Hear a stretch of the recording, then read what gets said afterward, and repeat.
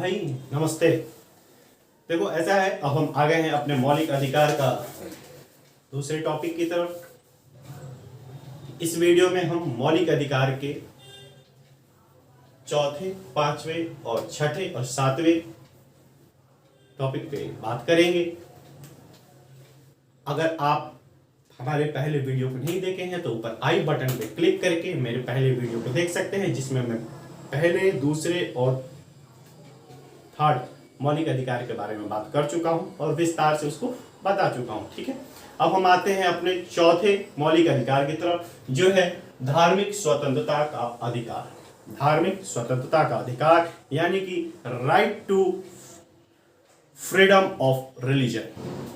धार्मिक स्वतंत्रता का अधिकार, right to freedom of religion, जिसमें कि अनुच्छेद 25 से लेकर 28 तक जिक्र किया गया है। अनुच्छेद 25 क्या कहता है, आर्टिकल 25 क्या कहता है कि कोई भी व्यक्ति कोई भी धर्म को मान सकता है और उसका प्रचार और प्रसार कर सकता है। ठीक है, ये हमारा मौलिक अधिकार है कि हम कोई भी धर्म को मान सकते हैं और उसका प्रचार कर सकते हैं। आर्टिकल 26 यानी अनुच्छेद 26 क्या कहता है, धार्मिक कार्यों के प्रबंध की स्वतंत्रता है। हमारी मौलिक अधिकार है कि हम अपने धार्मिक कार्य की प्रबंध कर सकते हैं। कोई भी धार्मिक कार्य है हम उसके प्रबंध को कर सकते हैं। 27वां क्या कहता है कि राज्य सरकार टैक्स नहीं लेगी। अगर मैं कोई राज्य सरकार कोई ऐसा टैक्स नहीं ले सकती है जिससे कि किसी विशेष धर्म को फायदा पहुंचे। ठीक है, कोई हिंदू टैक्स नहीं ले सकती है कि हिंदू टैक्स लेंगे और हिंदू लोगों को आगे बढ़ाएंगे, या मुस्लिम टैक्स नहीं ले सकते हैं कि केवल मुस्लिमों को आगे बढ़ाने के लिए ये टैक्स लिया जाए। कोई भी धर्म के लिए, उसकी उन्नति के लिए सरकार कोई भी टैक्स या कर अलग से नहीं लगा सकती, धार्मिक कर। ठीक है दोस्त, ये हमारा जिक्र था 27 में। आर्टिकल 28 में है कि शिक्षण संस्थानों में धार्मिक शिक्षा नहीं दी जाएगी। कोई भी स्कूल या कॉलेज में कोई भी धार्मिक शिक्षा नहीं दी जा सकती।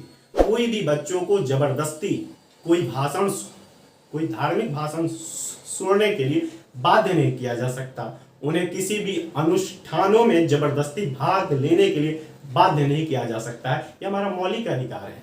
ठीक है, कि हम भाई धार्मिक शिक्षा नहीं दी जाएगी किसी भी स्कूलों में, क्योंकि भारत का संविधान जो है ना, सभी धर्मों को समान मानता है।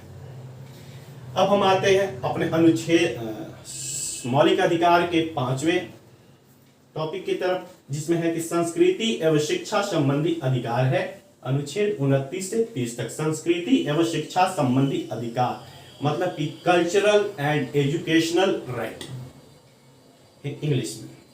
आर्टिकल 29 क्या कहता है, अनुच्छेद 29 क्या कहता है कि अल्पसंख्यक वर्गों के हितों का संरक्षण किया जाएगा, इसकी स्वतंत्रता की गई। अल्पसंख्यक वर्ग, देखो अल्पसंख्यक वर्ग, भारत में अल्पसंख्यक का दर्जा जो है ना, केवल 6 समुदायों को दिया गया है। यह इंपॉर्टेंट क्वेश्चन है कि 6 समुदायों को अल्पसंख्यक वर्ग का दर्जा दिया गया है। कौन कौन से, तो मुस्लिम, सिख, जैन, बौद्ध, पारसी और ईसाई यानी कि क्रिश्चियन। 6 समुदायों को अल्पसंख्यक वर्गों के दर्जा दिया गया है। और यही कहता है 29 में कि उनके वर्गों के हितों का संरक्षण, माने उनके हितों का संरक्षण, उनकी भाषा, उनकी लिपि, उनकी संस्कृति, उनका संरक्षण सरकार करेगी। और इसी में एक और बात जिक्र है कि भाषा को लेके या उनकी संस्कृति को लेके कोई भी सरकार भेदभाव नहीं कर सकती है उनको नौकरी देने में। अगर मेरी भाषा कुछ और है तो ये नहीं कि केवल हिंदी बोलने वालों को, इंग्लिश बोलने वालों को ही नौकरी मिलेगी। भाषा के आधार पर या संस्कृति के आधार पर भेदभाव नहीं किया जा सकता है। यह आपका मौलिक अधिकार है। अनुच्छेद 30 क्या कहता है कि शिक्षा संस्थानों की स्थापना और प्रशासन करने का अल्पसंख्यक वर्गों का अधिकार है। शिक्षा संस्थानों की स्थापना करने का भाई आपको अधिकार दिया गया है। कोई भी व्यक्ति जो कोई भी धर्म मानता होगा वो अपना शिक्षण संस्थान उस धर्म के हिसाब से स्थापना कर सकता है और उसमें धार्मिक ज्ञान अलग से दे सकता है।